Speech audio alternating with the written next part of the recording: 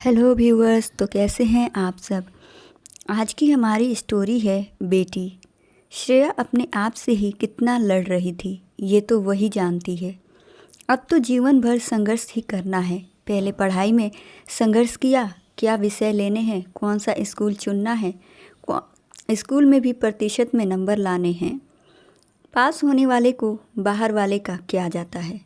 घर वाले भी सम्मान की दृष्टि से नहीं देखते, उनकी नज़रों को, उनके बदले व्यवहार को देखकर ही आदमी अपनी नज़रों में ही गिर जाता है। जैसे तैसे स्कूल का सफ़र तय किया। अब कॉलेज जाने की लड़ाई, कॉलेज में दाखिले के लिए मारामारी, लाइन में घंटों खड़े होना, कभी फॉर्म भरने जाना, कभी शुल्क जमा करने के लिए बैंक के चक्कर लगाना। इसमें कितना उलझ जाना पड़ता है। इस जीवन में लड़ाई के सिवा है ही क्या। किसी तरह पढ़ाई पूर्ण भी की तो नौकरी के लिए बसों के धक्के खाना। जब थक कर सो जाओ तो माता पिता की नसीहतें। हमने भी अपने जीवन में बहुत पापड़ बेले हैं। ज़िंदगी आसान नहीं, कहते तो सही है, बस सबकी समस्याएं अलग अलग होती हैं। किंतु लगता है अपने जीवन में कोई व्यक्ति ही ऐसा होगा जो समस्याओं से दो चार ना हुआ हो। इतनी लड़ाइयाँ लड़ने के पश्चात भी जीवन की लड़ाई समाप्त नहीं हुई। सोच रही थी मम्मी से कहूँ या नहीं। सोचा था ये मेरी लड़ाई है, मैं ही संभाल लूँगी। किंतु मेरे दफ्तर के बॉस को तो जैसे मुझसे चिढ़ हो गई है। मेरी हर चीज़ में कमियां निकालता है। उसने तो जैसे सोचा हुआ है कब दिन निकले और कब मैं अपने दफ्तर जाकर उस लड़की में कमियां गिनाता फिरूं। माता पिता खुश थे, बेटी पढ़कर अब अपनी नौकरी पर लग गई। किंतु माँ तो माँ होती है। श्रेया की माँ ने महसूस किया बेटी जैसे पहले खिलखिली सी और खुश रहती थी, अपने भाई से भी लड़ती झगड़ती रहती थी, अब जैसे बिल्कुल शांत हो गई है। बेटी के बदलाव को देखकर कुसुम जी ने उससे पूछा, बेटा किसी तरह की कोई परेशानी तो नहीं है, सब कुछ ठीक है ना। हाँ मम्मी, थोड़ी नई जगह है, वातावरण में ढलने में थोड़ा समय लगेगा, काम भी ज़्यादा है, कहकर वो चुप हो गई। बेटी इस तरह शांत रहे, गुमसुम सी रहे, ये बात कुसुम को पसंद नहीं आ रही थी। उसने बचपन से लेकर अपनी बेटी को देखा है, उसके व्यवहार को बखूबी अच्छी तरह से जानती और समझती है।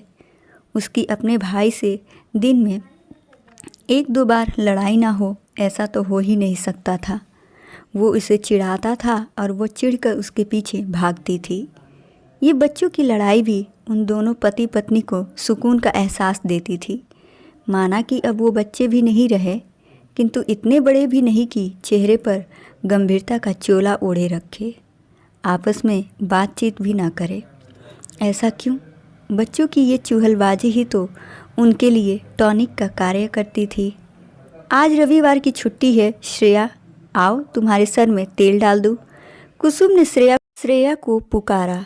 नहीं मम्मी, अभी मूड नहीं है, अंदर से आवाज़ आई। भला ये भी कोई बात हुई? तेल मैं डालूंगी, डलवाना तुझे है, वो भी नहीं हो रहा। तभी प्रमोद दौड़ता हुआ आया और बोला, मम्मी ये तो नौकरी वाली ऑफिस वाली हो गई है, पार्लर में जाएगी, अब इन्हें आपके हाथों की तेल की मालिश कहाँ भाएगी। आप मेरे सर में मालिश कर दो, ये तो बॉस की चमची हो गई है। प्रमोद की बातें सुनकर श्रेया को क्रोध आया और बाहर आई और बोली, तूने मुझे बॉस की चमची क्यों कहा? आप हो बॉस की चमची, अब ना ही खेलती हो और ना ही किसी चीज़ में दिलचस्पी लेती हो। अब तो आप में लड़ने की ताकत भी नहीं रही। कहकर वो उठकर भागा। तभी कुसुम ने अपनी बेटी का हाथ पकड़ लिया और अपने करीब खींच ली, उसके सिर पर हाथ फेरी और बोली, वो ठीक ही तो कह रहा है, तू कितना बदल गई है। मैंने तुझसे कितनी बार पूछा, लेकिन तूने मुझे कुछ भी बताना उचित नहीं समझा, किंतु तूने मुझे कभी कुछ नहीं बताया। कहते हुए उसका चेहरा उठाया और पूछा, मेरी बच्ची अपनी माँ को भी नहीं बताएगी? इतना कहते ही वो भावुक हो उठी, बोली, मम्मी मेरा बॉस मेरे साथ पहले तो अश्लील हरकतें करने लगा, किंतु जब मैंने उसे डपट दिया कि मैं कोई ऐसी वैसी लड़की नहीं हूँ, आपकी समझदारी इसी में है कि जिस कार्य के लिए हमें यहाँ पे आपने रखा है वही किया जाए। ये तो तूने बिल्कुल ठीक किया। अच्छा किया तूने उसे अच्छे से समझा दिया। मैं होती तो उसके इस व्यवहार के लिए 2 तमाचे जड़ देती। तमाचे तो मैं भी मार सकती थी, किंतु नौकरी का सवाल था। मेरे कहने पर उसने अश्लील हरकतें तो नहीं की, किंतु अब वो मुझसे चिढ़ गया है। मैं कैसा भी काम कर लूँ, मेरे हर काम में कमियां निकालता है और कभी कभी स्टाफ के सामने मेरी बेइज्जती भी करता रहता है। श्रेया की बात सुनकर कुसुम ने उससे कहा, तू तो मेरी बहादुर लड़की है। तेरे कार्य में यदि कोई कमी है तो उसे ठीक करना। जब इतनी लड़ाई लड़ी है तो आगे भी साहस से कार्य करना। यदि फिर भी वो तुझे तंग करता है तो उसे ठीक भी कर देना।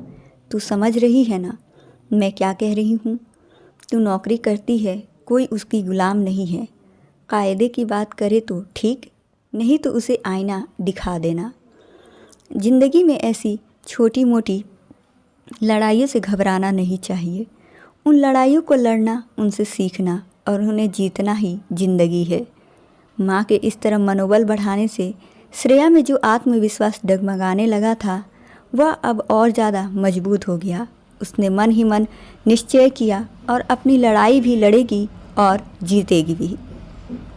सो व्यूवर्स, आज की हमारी स्टोरी आपको कैसी लगी कमेंट सेक्शन में ज़रूर बताइएगा। And thank you for watching my video. Please do like, share and subscribe to my YouTube channel.